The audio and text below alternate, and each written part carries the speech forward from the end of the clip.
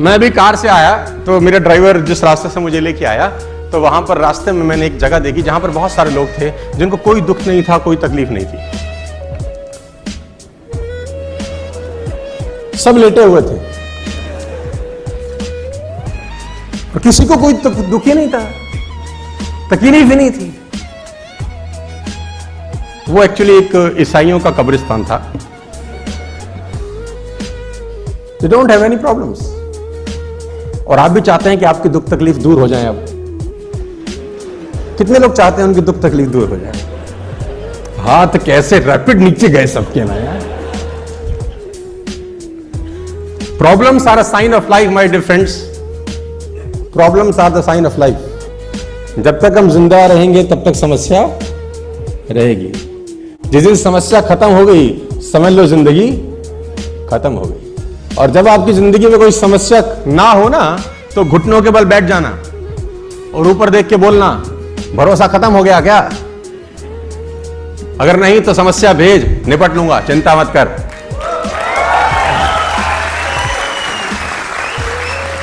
आपकी समस्या मैं खत्म कर दूं, कर सकता हूं, तरीका है। वो लेटा है, उसको मार, उसको कोई तकलीफ नहीं, उसके नाक में घुसंड मार, घूसा मार, दबा दे, तकलीफ होगी उसको। वो लेटा है, कह रहा तू करे जा। तकलीफ हो गई उसी को जिसकी जिंदगी में कुछ ना कुछ चल रहा है। ट्रेनिंग का बहुत जरूरत है सर, बहुत ज्यादा जरूरत है। और जैसे कहते हैं ना कि वो जो कोयला रहता है वो अंगीठी के अंदर गर्म रहता है। कोयला अंगीठी में गर्म रहता है, जैसे अंगीठी से बाहर निकलेगा ठंडा हो जाएगा। ऐसा समझो कि बहुत सर्दी पड़ रहा है, कहीं बहुत सर्दी पड़ रहा है और आप किसी रूम में हो, बाहर है -12 डिग्री, -14 डिग्री, -15 डिग्री टेम्परेचर, अंदर अलाव जल रहा है। अलाव समझते हैं आप लोग? आग जल रही है, बॉन फायर जला रखा है आपने, उसमें लकड़ी डाल रखी है अंदर और -15 डिग्री बाहर है। आप अलाव के पास बैठे हैं, आपको सर्दी लगेगी कि नहीं लगेगी? नहीं लगेगी ना। जैसे जैसे अलाव से दूर होते जाएंगे सर्दी लगना महसूस होता जाएगा कि नहीं होता जाएगा? बाहर जितना भी टेम्परेचर है, अगर आप अलाव के पास हैं तो बाहर का टेम्परेचर आपका बाल भी बांका नहीं करता। क्या मैं ठीक हूं? तो ये अलाव ही है, ये ट्रेनिंग कि इसमें रहेंगे, बाहर का टेम्परेचर कुछ भी हो, तकलीफ कुछ भी हो, आपका कुछ नहीं उखाड़ता फिर वो। और सीखना जरूरी है क्योंकि बाहर बहुत सारे सवाल होंगे आपसे। जब तक आपको पता नहीं होगा जवाब क्या देना, आपको बहुत तकलीफ आएगी।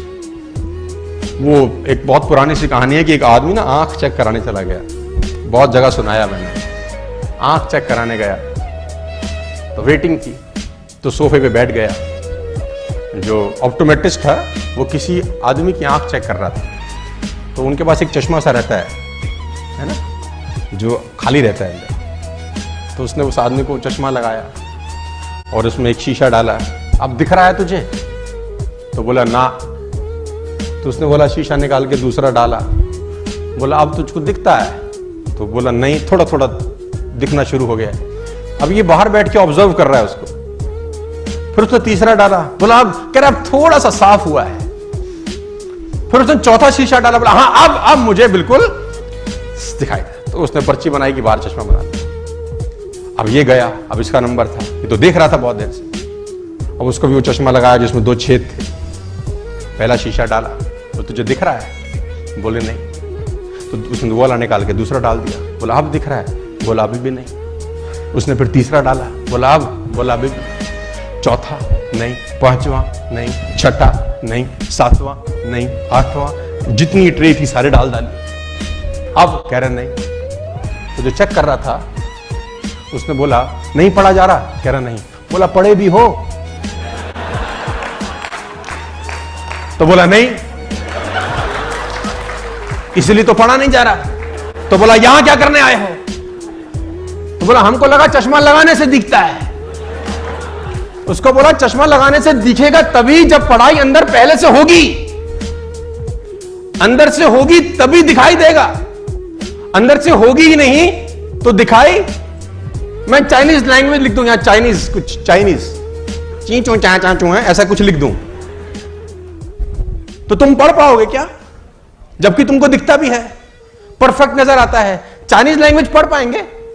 अरबी लैंग्वेज यानी पढ़ भी वही पाएंगे जो ज्ञान पहले अंदर होगा ना। जो होगा ही नहीं उसको भी नहीं पढ़ा जा सकता। बाहर बहुत सारे सवालों के जवाब तुम्हारा इंतजार कर रहे हैं, लोग तोपें लेके खड़े हैं बाहर और चट्टी में बम लगाने वाले हैं तुम्हारी।